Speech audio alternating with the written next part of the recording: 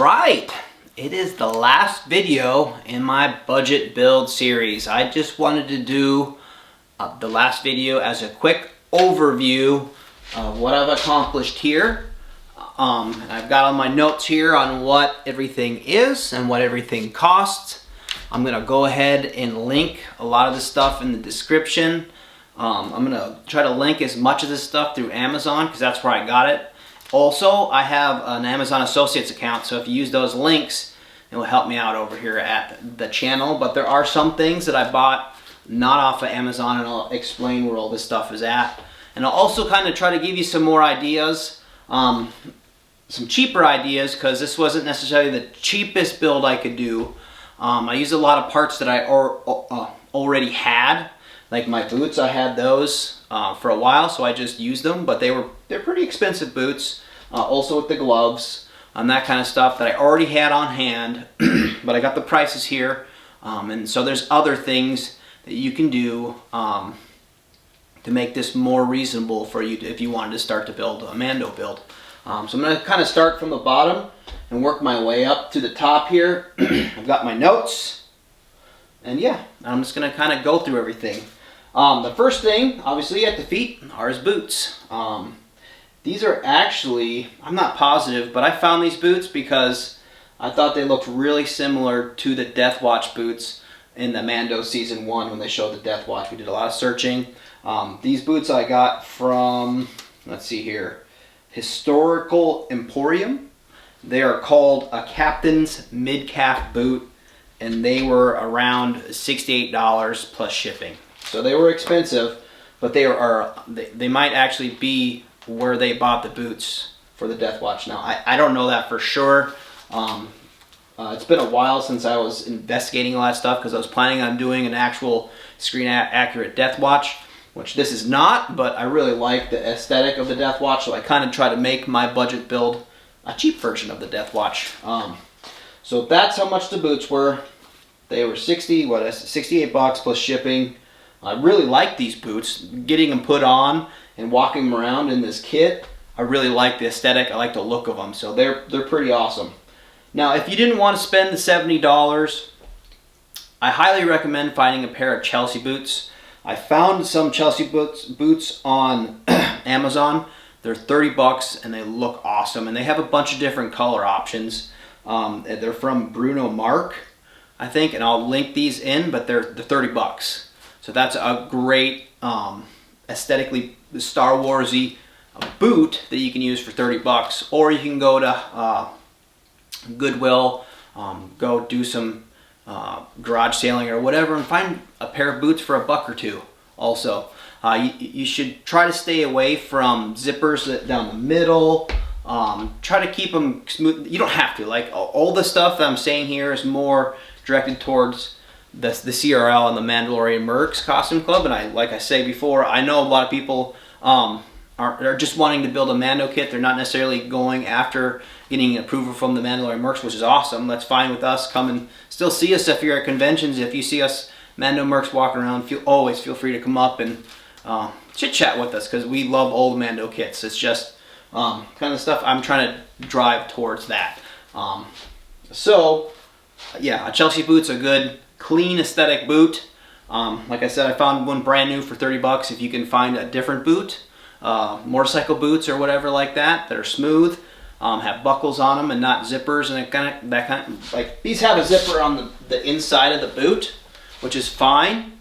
This is as long as the zipper matches, but I really like the look of that Chelsea boot.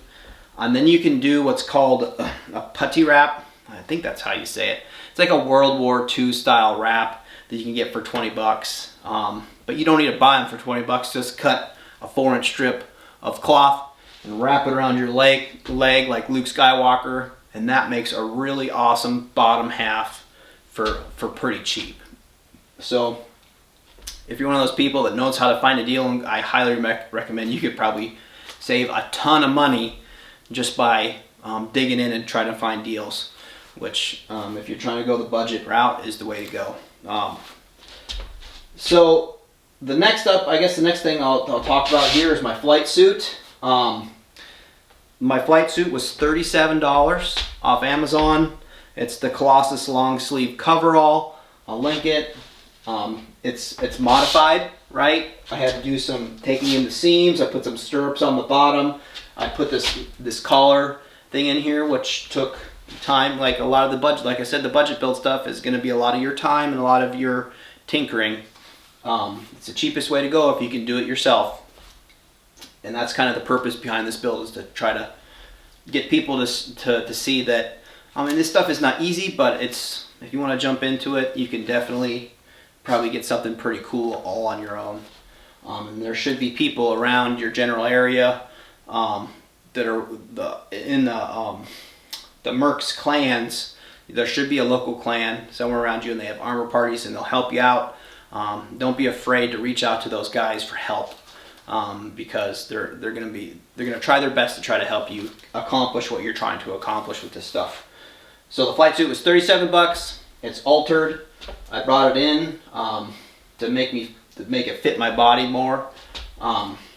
So that's the flight suit. So for 37 bucks, a little bit of time, some sewing, you can have a really nice flight suit.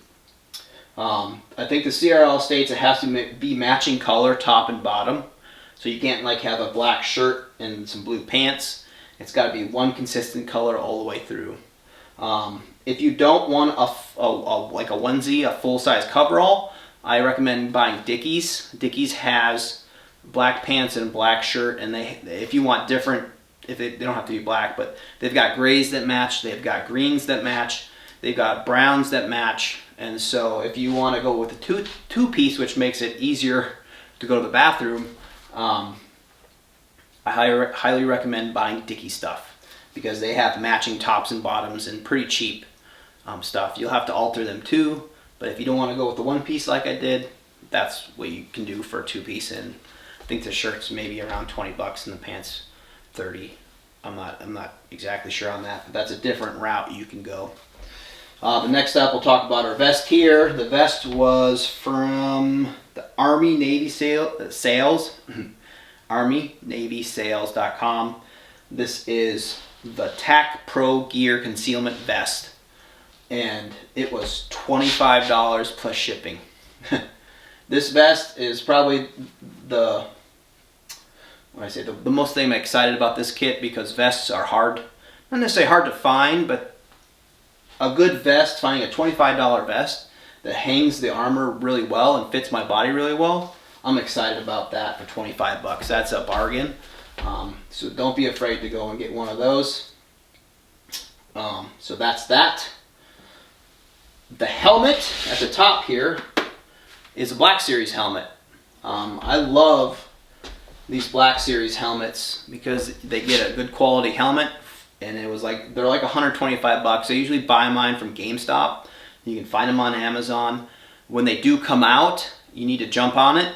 You don't necessarily need to jump on the pre-order, but you need to jump on it really, really soon, because they do sell out. Like, this is the prototype, and you probably can't find one anymore for less than 220 bucks, I think.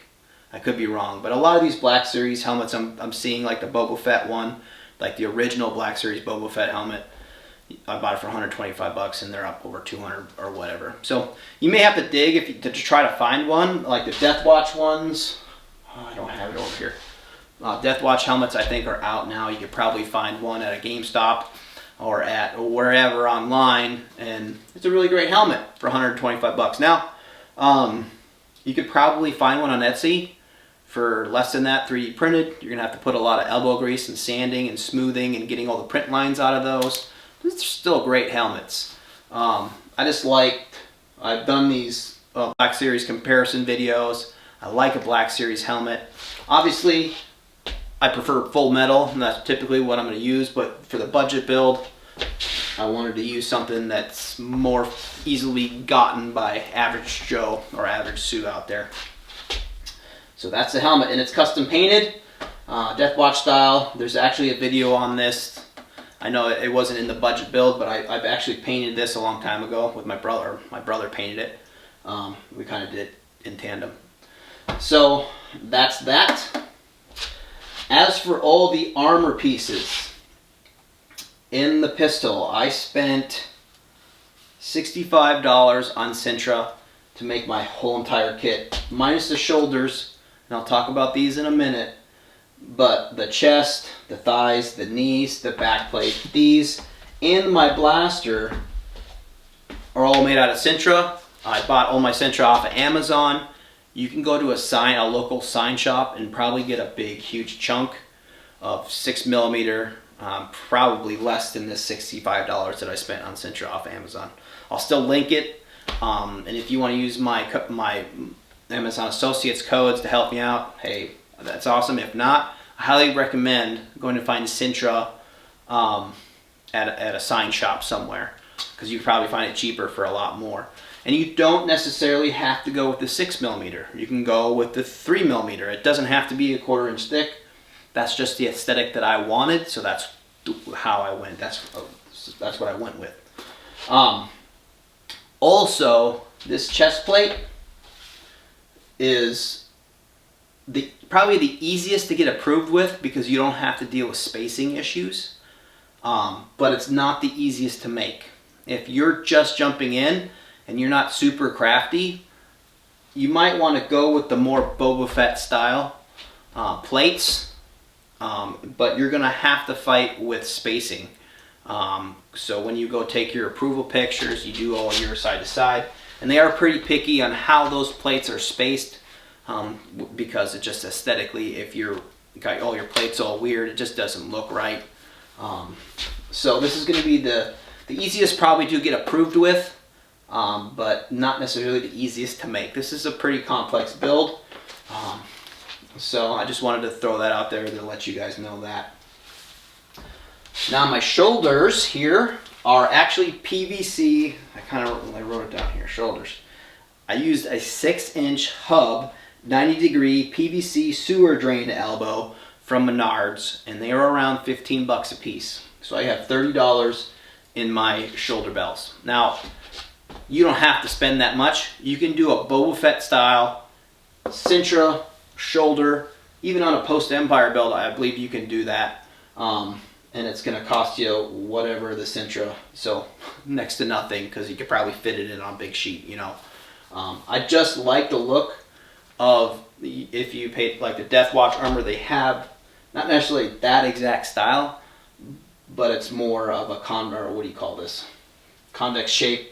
It's roundy, looks cool. I wanted to use PVC elbows. They're not necessarily super cheap right now because of just how the world is, but once things eventually go back to normal, I bet you these will probably drop back down to whatever, like 10 bucks or even cheaper, but they're just, PVC is really expensive right now. So you're looking at 15 bucks a shoulder, if you're gonna go that route, which I do recommend. It makes a great shoulder.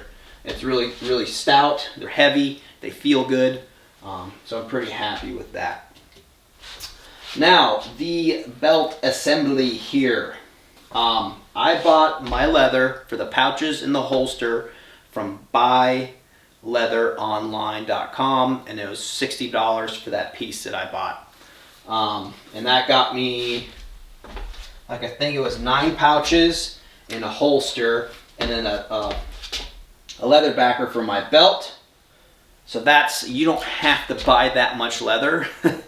If you want a couple pouches, you can just buy the strap, which the strap here, leather gloves, leather strap was $15. The buckle was $13, so that's 28 bucks there. And then buy a 12 by 24 chunk of leather and probably get yourself a couple pouches. But anyway, yeah, so I got all that for $60, the leather wise, and then the extra money for the belt and the buckle, which I really like that. Now, you can probably find belts, and I recommend that you can use like a Vietnam era or a World War II era pouches from the Chinese, from the Russians, maybe some of the American stuff, and you can find some of that stuff, and you can just, those will work awesome. You want to stay away from the modern zipper pouches. Zippers just aren't like CRL-wise, they're not in Star Wars a lot. You won't really see zippers around. So they don't let you have like just a zipper pouch. So any buckle pouches, any toggle pouches are awesome, and I'll try to link some of those in this description too. Some Russian made pouches, some Italian made pouches I think I found, and there's some Chinese sets full, like 6, 7, 8 pouches, stuff like that, for around 20 bucks I think. So, or if you have a military surplus shop around, you can just go there and dig around and find a great set of belt pouches, stuff, all that kind of cool stuff for your Mando, which look great and they look cool. So that's that. What else do we got? Is that it? My back plate, Sintra. Let me look through my list here.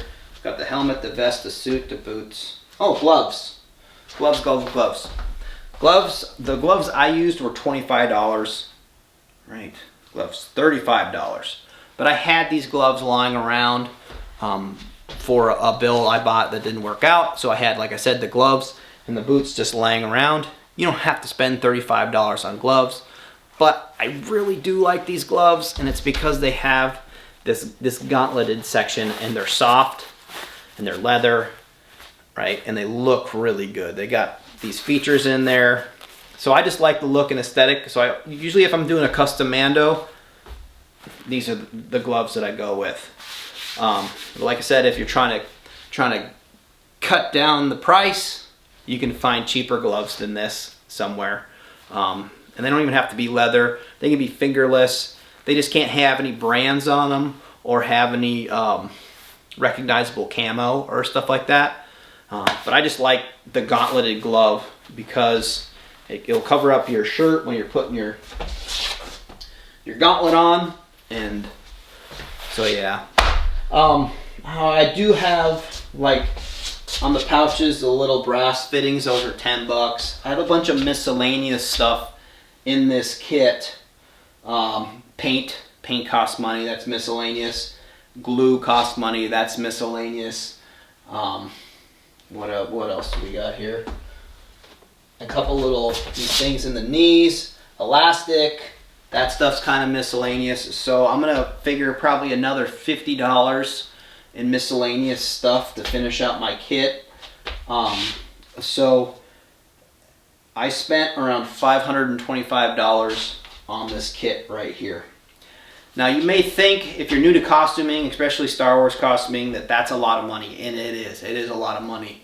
But when you get into the Star Wars costuming community as deep as I have, this is a cheap costume compared to, like, your Boba Fett's. If you're gonna be buying a Boba Fett, you're looking at $5,000. I mean, some of your stormtroopers and that kind of stuff, they're less, but you can definitely cut some fat out of this costume and go even cheaper than that. $300, $200. It just depends on how savvy you are, what you can find, and stuff like that. So don't let the $500 price tag scare you away. You can definitely do it cheaper. You can do it over a course of time, and you can find and figure out ways to even strip this thing out even more. It's just how clever you can be and what you can find. There's a lot of information out there, especially at the Mandalorian Mercs, or the Mando Mercs website. You can find just tons and tons of information, forum threads explaining what people have used. You can glean ideas from there. I know people that have made their Mandos out of, garbage can tubs, cutting stuff out like that. So there's definitely ways you can make a screen accurate, or not screen accurate, but like a screen, something you would see in Star Wars if you just get clever enough. So I think that is it for my budget build. This was a lot of fun, and I've had a lot of positive comments on it, so I appreciate all the good words and all that stuff that you guys have been giving me. Like I said, we're starting to work on Boba Fett now. I've got, well, I got the chest up now. That video's up. Back plate will be coming here. I'll probably be posting this video on Saturday, so probably the following Friday or Saturday I'll try to get the back plate. Then I got to work on the knees. I have a friend 3D printing the gauntlets out for me right now, so those are going to be 3D printed because I don't want to tackle those in metal. And soft parts are in the mail. They're on my way. The flight suit and all. I can't wait to show that off because it's been we've been working, like Matt's been working on it. He's been showing me his progress. I shouldn't say we. I haven't really done anything. But originally the plan was to get it before the Book of Boba Fett launched. But Matt's a meticulous guy and he wants it to be perfect. He wants all those details in there, so he's been pushing really hard to get it as screen accurate as he can. So I can't wait to show that off to you guys. I'll do a video on that and then we'll probably mount some armor on it. So that's a video that's coming up here pretty soon. And then, like I said, I'm gonna have to try to figure out what I'm gonna do with some of these parts to complete the set. I'll have a lot of paint. I'll have painting videos for the armor. I'm gonna repaint this helmet here. I'm gonna strip it, repaint it to look more like the Book of Boba Fett costume. And yeah, like I said, I've got another build that I want to start here pretty soon, but I've got to get some stuff ordered to make sure that I can get it. And if I can't get it, I might not pursue it. So I don't want to say anything yet, but it's something that I've been wanting to try to build for a while. Excuse me. Anyway, I think that's it. I hope that helps. Like I said, I'll try to list as much of this stuff in the description as possible with links. You can use whatever you want. But yeah, that's the overview. I'm super stoked about that kit. And I'm hoping to be able to wear it around here pretty soon. Anyway, my name is Matt Schwartz. I'm the Welding Geek. Thanks for watching, guys.